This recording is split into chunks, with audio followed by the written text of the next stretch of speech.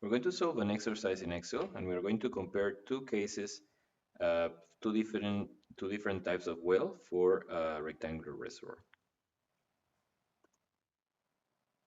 So consider this case that we have a box.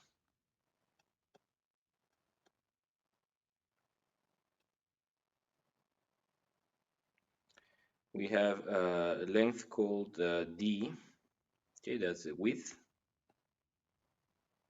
This is 500 meters, I think. This one is called H. This is a 40 meters, I think, and this is called L.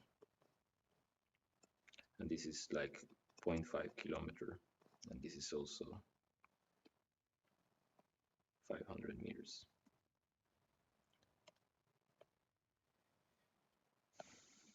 Okay, so we're going to analyze two configurations. So one is going to be a vertical well, simply perforated all throughout the reservoir. And then we're going to have another case in which we're going to consider a horizontal wellbore passing exactly through the center of different lengths. Okay, here what we are going to assume, so this is number one and this is number two. And we're going to assume first that one is like equally spaced from the boundaries, so it's equally spaced from these walls.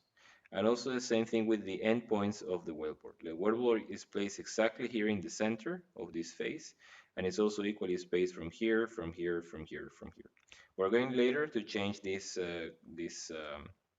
assumption, but for now we are going to, that's what we are going to use. So these are all the data we have. Vertical, horizontal permeability, the thickness is H, then width and length. This is the top area.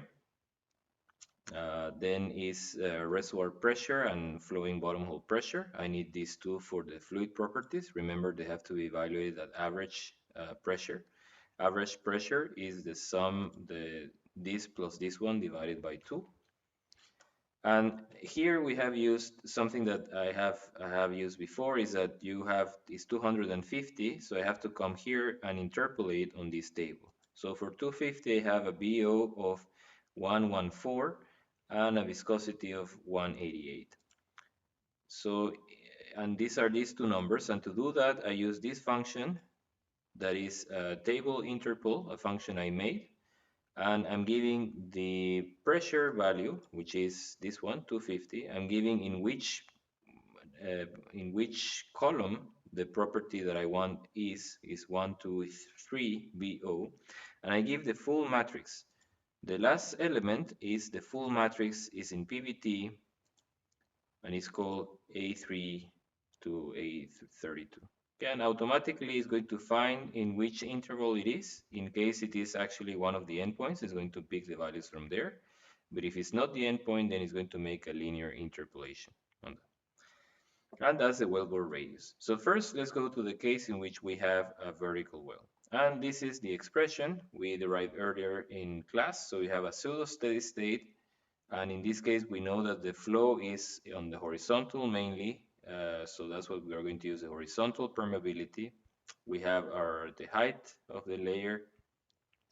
This constant due to the unit conversion. We're working here with bar, millidarcies, and centipoise, so that's why we want to use this conversion. And then we have here this RE, pseudo-steady state, the skin factor, and this is the area factor.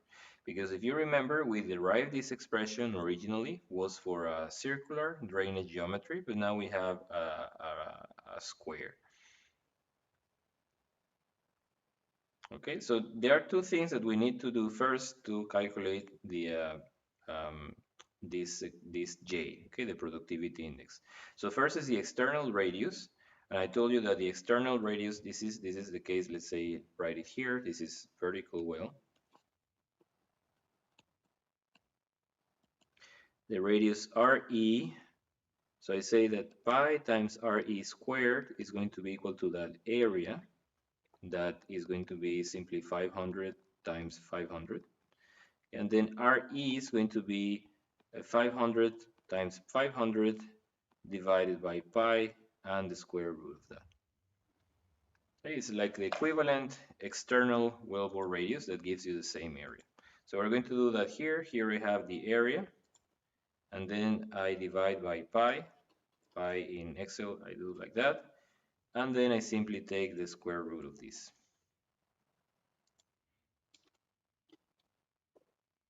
Okay, 282 meters. So that's one thing that I need in this equation, that is this RE. And the next thing is this SA, that I can go and go into one of the previous lectures when we talked about, I think it was lecture 9, sorry. Okay, in lecture 9 we talked about this, all of these non-idealities we have in wells. Okay, and we talked about the skin factor, and we talked about how do we include the effect of the area, okay, the drainage area shape. And we have this table that we have for different, for non-radial boundary geometries, okay, and we see that for this case is 0.012.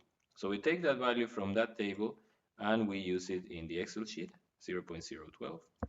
And then simply we're going to use a VBA function already programmed for you. So I go Alt F11. And here I have, this is J for vertical, undersaturated, pseudo steady state, and it is going to return it in standard cubic meter per day per bar. And it's essentially that equation that we have there. Okay, so let's use that. Remember to use it. I can either call it J vertical, select it from here, and then I use this FX, so it gives me the menu to substitute. Permeability, I'm going to use the horizontal, that's the one that is acting. H is 40, viscosity is here, BO, oil formation volume factor. RE is the external radius. RW, wellbore radius. S, the skin is going to be 0, no skin, and SA is going to be 0.012. Okay, so I get a productivity index of 14. That means for every bar difference that I have, I'm going to have 14 standard cubic meter per day. We are neglecting skin. There is no skin due to partial penetration, due to stimulation. We're simply neglecting the effect of skin. Okay, although we could say, well, what happens if I have a stimulation? Then you say, well, like, remember for S negative, that means that I had some acidizing, I had some treatment to improve the productivity. Okay, it's too much.